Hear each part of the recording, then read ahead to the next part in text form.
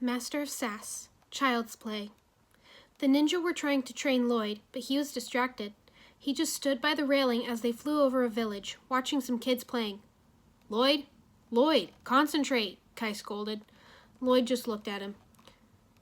Now that the bounty is in our possession again, we can train you more effectively. But you'll have to focus, Zane said. One more time. Oh, but we've been training all day, Lloyd whined. He's right, guys. Give him a short break, Irene said. We literally just took the day off yesterday. We have to get Lloyd ready to face his father, Cole pointed out. Now, in position. Lloyd just sighed as he stood in the middle of the deck with the ninja surrounding him. He yawned as they got ready. Whatever. Kai and Irene both charged at him, and Lloyd punched Kai while sweeping Irene's leg, knocking them both back. Jay and Zane came at him from above, but Lloyd used spinjitzu to take them out. Cole came up from behind and kicked Lloyd, sending him flying. He face-planted on the deck. He lifted his head. That was fun. Are we done? He asked. Oh, come on. You're better than this. What's on your mind? Jay asked him. Lloyd fidgeted. Well, the latest issue of Starfarer just came in at Doomsday Comics, and it's a limited run, so if I don't go out and get it, it's going to sell out, he said. Last they left off, Intergalactic Road Fritz Donegan was surrounded by the Imperial sludge, and if I don't find out if he gets out all right, I think I might have my own Doomsday. That's right. Sam texted me earlier about that. He said he was on his way to get the comic, Irene said. Kai shook his head. The fate of Ninjago rests on your shoulders, he told Lloyd. As the Green Ninja, you have a giant responsibility to hold. I'm sorry, but you don't have time for such childish things. Lloyd pouted. Other kids get to play and have fun. All I ever do is train. He walked back to the railing. I feel bad that he can't have a real childhood, Irene murmured. Having a great destiny really sucks. Nia came up from below deck. Guys, there's been a break-in at the Ninjago City Museum of History, and the security cameras picked up you-know-who, she said. Voldemort? Irene asked. No, Garmadon, Cole said, giving her a light shove. We have to stop him before he uses the mega weapon to start another one of his diabolical plots, Jay said. Lloyd was about to ask if he could come, but everyone already knew the answer. Yeah. I can't go, and it's safer if I stay here and train, Lloyd said, not without a certain level of attitude. That's right, bud. But if everything goes smoothly and there are no complications, I'll see if I can get that comic for you, Irene told him. Lloyd lit up at the idea. The ninja took the ultrasonic grader. We'll meet up at the bounty as soon as we're done, Kai said. We'll be waiting for your safe return, Nia said. Off they drove. It was dark by the time the ninja arrived at the museum. Jay lowered a rope through a window on the rooftop. They crept in along a railing. Jay turned and shushed the others when he spotted Scales slithering around the main room. The other Serpentine generals were with him. Scales was examining some of the art and muttering to himself. Why would we come to a museum if we weren't going to steal anything from it? Acidicus questioned. Because Master Garmadon has another plan to destroy the ninja, Fang Tom replied, both heads alternating in speech. Master Garmadon? Ha! He's no master of mine since his so-called mega weapon has failed every time. I don't see why we don't call our own shots, Scales muttered. Because this time, I will not fail, Lord Garmadon said, stepping out of the shadows. The ninja gasped. Yes, Lord Garmadon, Fang Tom, Acidicus, and Scalidor chorused as they bowed. Yes, Lord Garmadon, Scales said, bowing with some reluctance. The snakes rose and slithered closer. Garmadon pointed to a skeleton of a giant long-dead monster. Behold, Dromaeosaurid theropod grundalicus, otherwise known as the Grundle, he announced. Although now extinct in its time, it was the most feared and dangerous creature in all of Ninjago, with claws that could slice through steel and heightened senses that could detect its prey from miles away. It could track the stealthiest of ninja, and once it had picked up your scent, there was no hiding from it. The Grundle? I heard about them. Boy, am I glad we live in an age where we don't have to deal with those things, Jay whispered to the other ninja. Irene shushed him. Thanks for the history lesson, but what are we going to do with a pile of bones? Scales asked. I am going to make it so the beast shall walk again, Garmadon said. Yeah, right. Well, show us then, Scales challenged. Garmadon turned to the skeleton and raised his mega weapon high. Rise, Grundle, and feel the strength of the mega weapon. I wish to create the power to make you young. Turn back the clock so that you are no longer extinct but hungry. Hungry for the ninja. As he spoke, a strange energy flowed from the mega weapon and into the Grundle skeleton, rattling the bones. Oh no, he's bringing it back? Jay said. Not if we have any say in the matter, Zane said firmly. They all rose from their hiding spot, weapons ready. Garmadon saw them. The ninja! Stop them! He ordered the Serpentine. The ninja ran along the balcony as the Serpentine threw their weapons at them. Irene was glad they missed. Rise, Grundle! Rise! Garmadon shouted. The ninja were behind the skeleton at this point. We can't let him finish! Go! Cole shouted, jumping onto the skeleton. He was quickly followed by Jay, Zane, and Irene. She lost her balance and almost fell, but Zane caught her sleeve and steadied her. Stop them! Garmadon yelled. This is not a solid plan, Cole, Zane pointed out as the Serpentine threw their weapons. Just as Kai jumped on the skeleton, the others fell off. I feel pretty alone up here, he called. The bones were shaking violently, making Kai lose his balance. Just as he fell, he threw his sword, knocking the mega weapon out of Garmadon's hand. It slid across the floor. Kai landed safely on top of Zane and Jay. Not again! Not again! Garmadon cried. And you said it wouldn't fail, Scales mocked. Retreat! Garmadon ordered as he rushed to get his mega weapon. Jay laughed. We stopped them. It didn't work, Kai realized. Curse you, ninjas! Garmadon shouted, angrily running out of the museum. Jay chuckled. Well, I thought we handled that well. Irene tapped his shoulder and pointed to the Serpentine generals grabbing a golden sarcophagus. They're trying to steal it, guys, she said. After them, Kai cried. The Serpentine slithered away as fast as they could. The ninja gave chase. Irene couldn't help but feel something was wrong. Was it just her imagination, or did their surroundings get bigger? Maybe it was a trick of the light, but she could have sworn that Cole looked shorter now. They turned a corner and saw that the Serpentine had gotten away, but left the sarcophagus behind. Jay groaned. I can't believe we couldn't catch up to them. I'm usually faster than that. It's as if my legs were half the size. Irene thought his voice sounded different, but she couldn't quite figure out why. Kai glanced at the sarcophagus. I don't remember that thing being so big. Did it grow? He asked. Or did we shrink? Zane wondered. Guys? Kai pointed to a window across the street. Their reflections were visible, showing that they were much smaller. We shrunk! Jay panicked as they all pulled off their hoods. We're kids! Kai shrieked. They all screamed. Irene was freaking out. This is a disaster! Oh, this is bad. This is so bad on so many levels, Jay cried. Oh, it's impossible! Cole shouted, his voice much higher than before. He grabbed hold of Zane's shoulders. We must be dreaming, Zane! Tell me we're dreaming! Ninjords don't dream. Perhaps Garmadon has succeeded in turning back the clock, but instead of reviving the Grundle, it only affected us, Zane theorized. Yeah, but ninjords don't turn into kids. Explain that, genius, Jay said.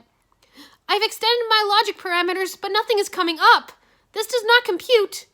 Zane's eye twitched, sparking a little. Irene was worried. Okay, fine, I get it. We're all in this together, Cole said, walking up to the sarcophagus. Oh, but I can't be a kid again. I hated being a kid. You can't drive. Nobody listens to you. He gasped, his eyes getting bigger. Oh no, bedtimes! Irene patted his shoulder. I told Nia we'd meet back at the bounty, Jay said. I'm sure Sensei will know what to do.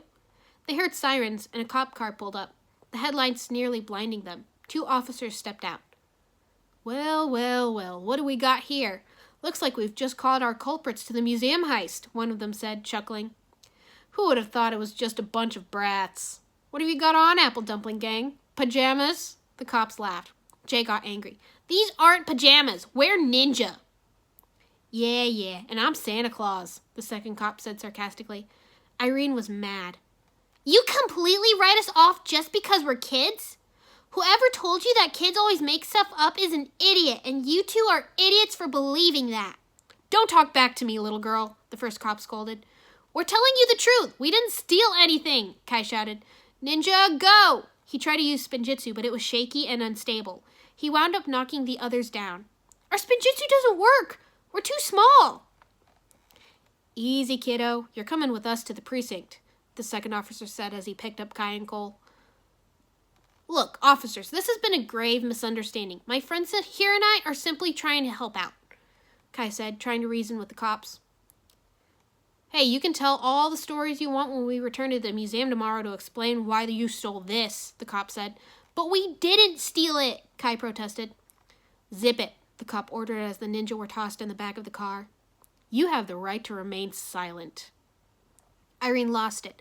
This is age discrimination. If we were adults, you'd believe anything we said. You are stupid, lazy donut eaters with your ears full of icing, she screamed, lunging at the cops. Cole held her back before she tried punching the cops and getting them in more trouble. Irene, he began nervously. She turned to him, looking furious. What? Your eyes. Cole had noticed that her brown and blue eyes had spots of red and yellow. Irene's fury was mixed with fear. She started crying, realizing what had just happened. The boys wrapped her in a group hug.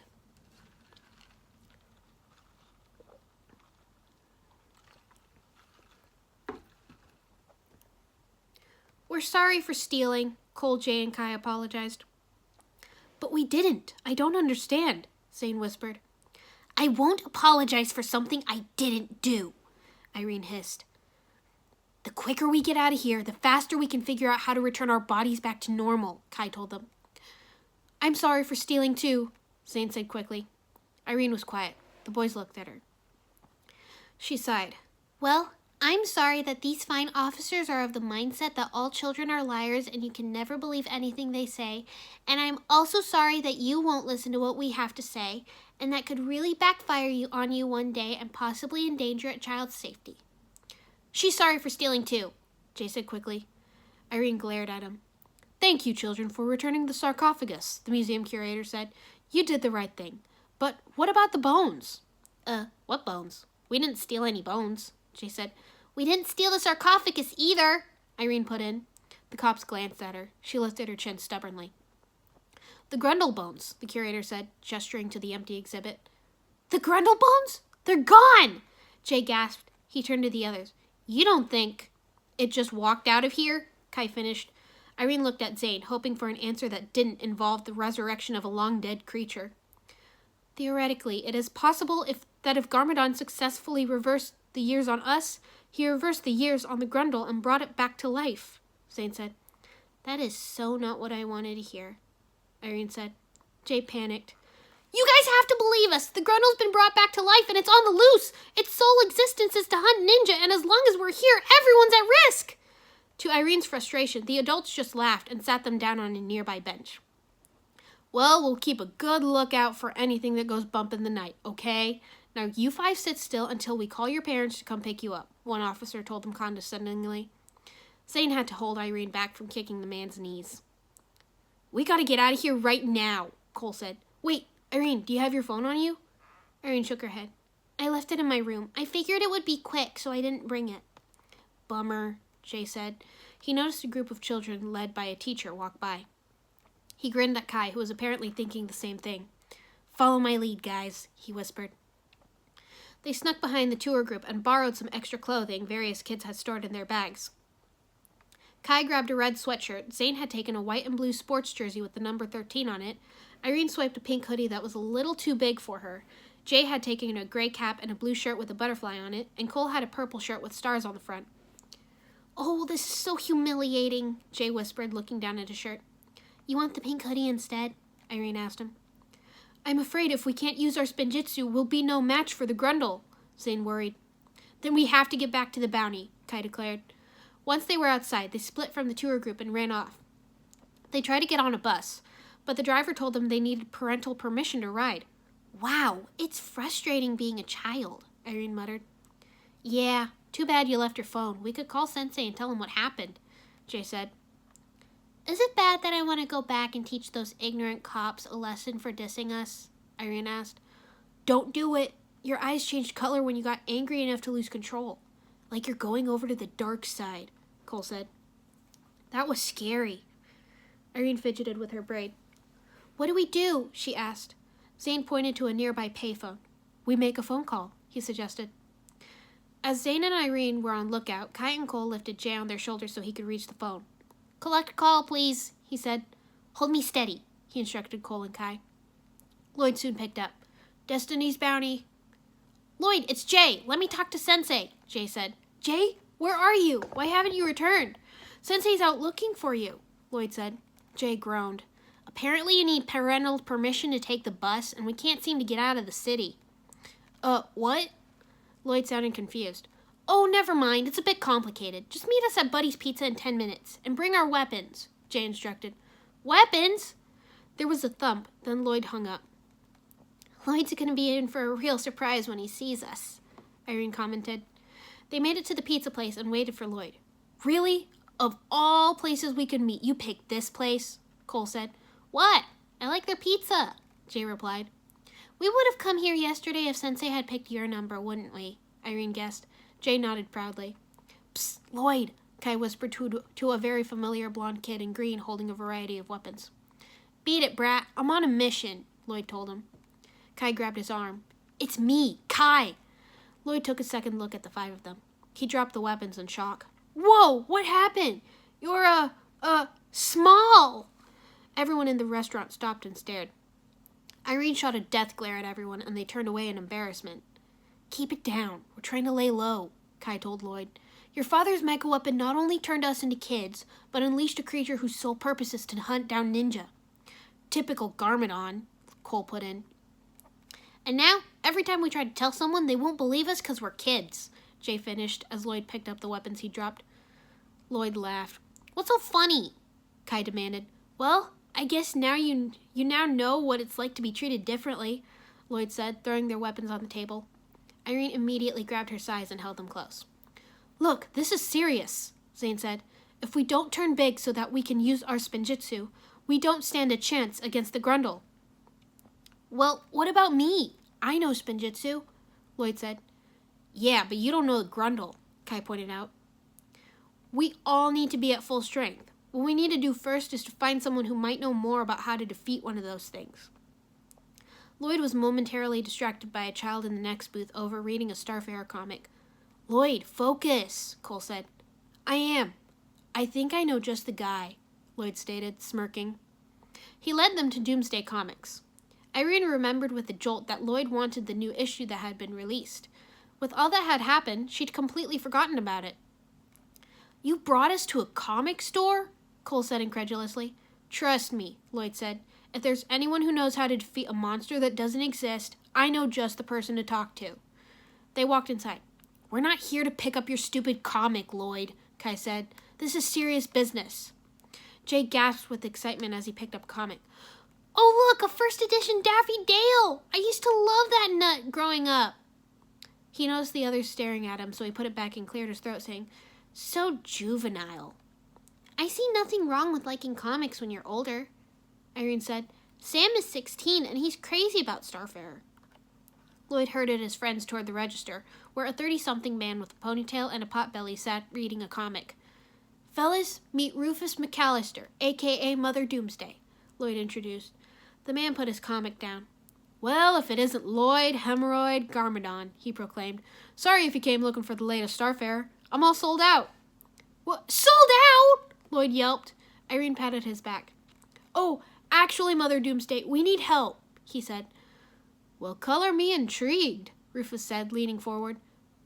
We have a problem. There's a Grundle on the loose, and we need to know how to deal with it, Lloyd explained. Oh, theoretical question, Rufus said. Sure, theoretical. Whatever helps you sleep at night. Can you help us or not? Irene asked. Rufus lowered his seat and came out from behind the register. Draw me a saurid theropod grundalicus, he began. Phew! Although extinct, there has been a plethora of film, television, and comics exploring the mythology around the primordial predator. He picked up a nearby comic and showed it to the kids. There was a very detailed Grundle on the cover. Supposedly, they always get their prey. Sounds like he knows his stuff, Kai muttered. Can it be stopped? Lloyd asked. First thing you need to know is its thick, shell-like hide is invincible to swords, scythes, nunchucks, throwing stars, and size. So your cheap imitations will do nothing to slow him down, Rufus said. Swell, Cole mumbled. Second of all, it's nocturnal and will only hunt at night, Rufus added. Oh, good. It's still daylight, so we can relax for a bit, Jay said. Everyone looked at him. Irene bumped his elbow. I meant, theoretically. Jay quickly corrected himself. And the only way to defeat it is with light, Rufus continued, putting the comic back. Like a vampire, with enough of it, it could potentially destroy him. He pointed them towards a display. If I had my weapons of choice, may I recommend the Illuma sword? He gestured to 4 purple toy swords that were just glorified glow sticks, in Irene's opinion. These are authentic replicas that would come in handy were you to live long enough to actually face a Grundle. And if swords are your thing, maybe I can interest you in an authentic ninja gi signed by the very ninja that saved the city. Rufus pointed to another display case with 5 ninja gis inside. Irene was quite certain she and the guys had never signed anything, nor given away any of their gis. She caught Cole's eye. He nodded, thinking the same thing.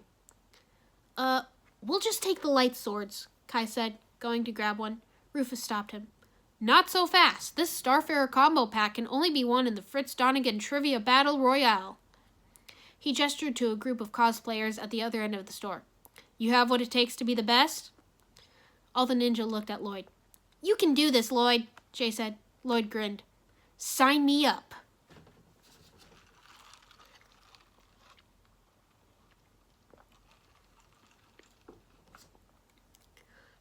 The trivia contest went on for most of the day. At one point, Jay had gotten some cotton candy. It's down to the final 2, Rufus announced. This question is for Lloyd. The crowd started chanting Lloyd's name. Once it had died down, Rufus asked, What is Fritz Donegan's famous catchphrase? Lloyd only took 1 second to answer. Fear? Fear isn't a word where I come from. Correct. We're all tied up, Rufus said. Zane looked out the window. It's getting dark. The Grundle will be on the prowl soon. Don't worry. I got faith Lloyd can win those Illuma swords, Kai said. He glanced over at Jay. Is this really the best time to be eating cotton candy? It makes me feel young. Deal with it, Jay told him. Irene reached over and snatched a big piece of the sugary pink fluff. Hey! Jay protested. Irene looked him dead in the eye and said, It makes me feel young. Deal with it. She popped the cotton candy in her mouth as the others laughed. Final question, Rufus announced. The first person to answer this will win. In the latest issue of Starfarer, how did Fritz Donegan escape the Imperial Sludge? But I haven't read the latest issue, Lloyd panicked. By reversing the polarity of the ship's gravity transducer, the other kid shouted.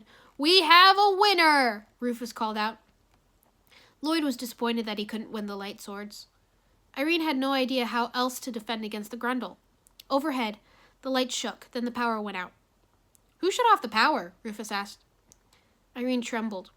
It's here, Kai said. What's here? Rufus wondered. You know that theoretical discussion we had earlier? Jay chuckled nervously. A large shape appeared on the roof. Irene hugged Zane tightly. Not the... Rufus was paralyzed with fear as the monster stepped on the skylight, cracking the glass. Grundle! All the kids in the store screamed, realizing that the situation was really bad if a grown man was freaking out. We've got to get out of here, Zane shouted, running for the door. It was blocked by the sign, which had fallen. The door's jammed! We're trapped! Irene cried. Everyone looked up to see the Grundle moving across the roof. Look! It's coming! Jay shrieked. The Grundle fell through the roof, landing in the middle of the store. Ah! We're doomed! Jay screeched. Doomed as Brit Subscan in Phoenix Wharf, page 15! Rufus screamed. The Grundle swept its tail at Rufus and the kids, making them duck and scream. The tail shattered the display containing the ninja gis. Quick! This way! Jay urged. The ninja ran while the Grundle was distracted. Jay and Irene grabbed the ninja gis while Kai and Zane grabbed the Illuma swords and quickly distributed them. There were only 4, so Irene made do with her illusions. She hoped that would be good enough as she pulled on her hood. Hey, McNasty, I thought ninja were on your menu, Cole challenged, his voice still ridiculously high. The Grundle turned to the ninja, and the boys raised their fancy glow sticks. Irene lit her fist with a silvery aura, raising it high. It shone brightly. The Grundle backed down from the light. It's working! Jay cried, moving to hit the Grundle. His light sword broke, and the light went out. Kai jumped up and struck, but his Illuma sword broke too. Stupid toy, Kai complained, trying to hit the monster's leg. Zane jumped onto its head and gave it a solid whack, but his sword broke as well. Uh-oh. Oh, we got a problem, guys, Jay said. You don't say, Irene replied sarcastically. She held her arms up over her head as the Grundle knocked them all back behind the register. Irene's light went out. Kai, Jay, and Zane dropped their broken Illumiswords as the Grundle growled and opened its mouth, showing its sharp, drooly teeth. They screamed. Lloyd got up on the seat behind the register and raised it. Not to worry, I'll take care of this, he assured. Lloyd! The ninja cried in relief. Lloyd summoned some green energy, the light affecting the Grundle to the point it was backing down. Yeah, Lloyd! Irene cheered. The Grundle knocked Lloyd away with its tail and roared at the ninja, spittle flying. Oh, gross, Kai said. This is the end, isn't it? Cole said. Irene cracked her knuckles. If we go down swinging, she growled. The front door burst open, revealing Nia and Sensei Wu. Everyone out, Nia ordered the bystanders. Everyone ran out except Rufus. He stayed out of the way, though. Wu held up a jar of tea leaves. Use this, he shouted, throwing it. Jay caught it. What is it? He asked. It'll turn forward the hands of time, turning you old and reducing the Grundle back to dust and bones, Wu shouted as they jumped up. But be careful, there's no turning back. Jay held up the jar of tea. Grundle, prepare to be extinct, he shouted. No, wait, Cole said, grabbing his arm. What will happen to Lloyd? He'll grow old too.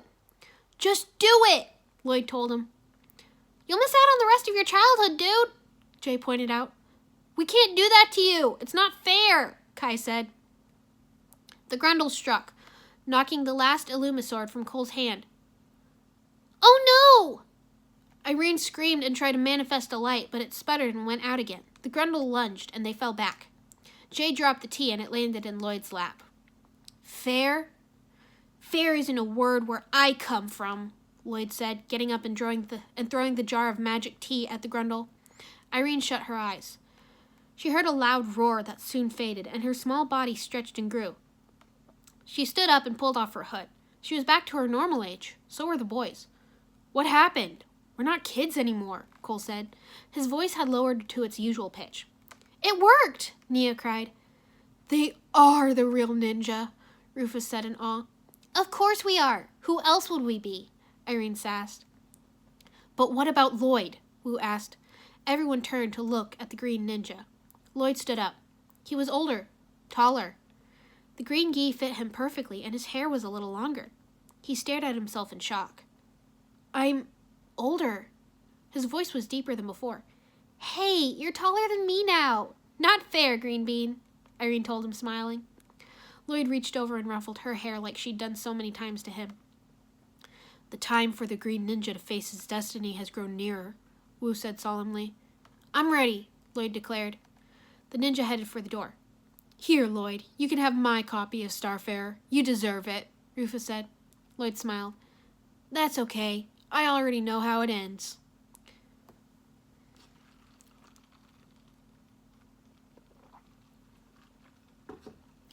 Lloyd moved into the guys' room, and Irene took the opportunity to take Lloyd's old room. Sharing with Nia was all right, but both girls needed more space. Irene was brushing out her hair that night when she heard a soft knock on the door. Come in, she said. The door opened and Lloyd walked in. You okay? She asked. Lloyd shrugged. I'm not entirely sure how to deal with all this, he admitted. Irene sat down on her bed and patted the spot next to her. Sit down, Lloyd. Tell me how you feel. Lloyd sat next to her. I figured I'd still have a few years before I would have to face my father and fulfill the prophecy. Now I'm scared because it's going to be much sooner, he said. Irene put an arm around him. I'm scared too. I know what feelings you're dealing with. I gotta fulfill my own prophecy too. But you know what? She asked him. I know that whenever it happens, you and the others are going to be right beside me. I promise you I will always have your back, Lloyd. Thanks, Irene, Lloyd said, hugging her. Anytime, buddy. Now, go to bed. Your training's going to be more intense starting tomorrow.